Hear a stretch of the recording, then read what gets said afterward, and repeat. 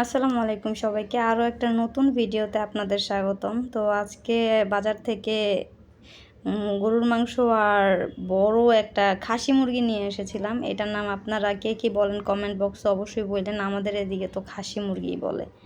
খুবই বড়, এটা প্রায় 7 কেজি ওজনের, দেখতে ছোটোখাটো খাসির মতো। তো যাই হোক, আমি প্রথমে গরুর মাংসগুলোকে পিস পিস করে নিচ্ছিলাম। গরুর মাংসগুলো এত সুন্দর ছিল বলার বাইরে, কারণ মাত্রই গরু জবাই হয়েছে, এখান থেকেই আনছি, একদম রানের পিস।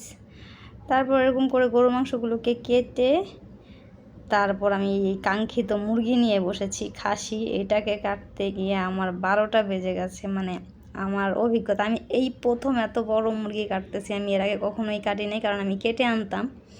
মানে এটা কাটা, এটার হাড্ডি এত পরিমাণে শক্ত, আপনার জান বের হয়ে যাবে এটা কাটতে গেলে। যাই হোক, যারা কাটতে পারেন তারা তো অনেক অনেক এক্সপার্ট, কিন্তু যারা পারেন না তারা অবশ্যই কেটে নিয়ে আসবেন। এত বড় মুরগি বাসায় এনে কাটা খুবই কষ্ট। এটার রানগুলো কত বড় বড় পিস হয়েছে দেখতেই পাচ্ছেন। তো আমি সমস্ত মুরগিটাকে সুন্দর করে কেটে নিয়েছিলাম, ভিতরে আবার ডিম পেয়েছিলাম। তো এরকম করে কেটে এগুলার রেখে দিচ্ছিলাম। তারপর রান্না করতে চলে গেলাম। ভেবেছি আজকে খাসি মুরগি রান্না করব না, গরুর মাংস রান্না করব আর পোলাও রান্না করব। তো গরুর মাংসটা আগে কষিয়ে টষিয়ে রান্না করে নিয়েছি।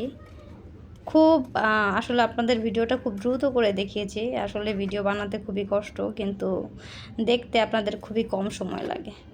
কারণ একটা ভিডিও যে তৈরি করে সে বুঝে যে একটা ভিডিওর পিছনে কতটুকু সময় দিতে হয়।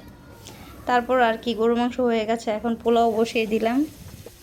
পোলাও রান্না দিয়ে আবার আমার ওই মাংস টাংসগুলোকে পলি প্যাক করে আমি ফ্রিজে রেখে দিচ্ছিলাম। এর মধ্যে আবার আমার বাচ্চা সামলাতে হয়েছে। তো রান্না বাড়া শেষ, হাজব্যান্ডকে খেতে দিলাম, ছেলেকে খেতে দিলাম। ওরা সবাই খেলো। খাওয়ার পরে ওরা রিভিউ দিল আমার খাবারের, বলল যে না, অনেক মজা হয়েছে। তারপর আমি খেতে বসলাম। আমি খেতে বসে এটার ভিডিও শর্ট করে আমি আগেই দিয়েছিলাম।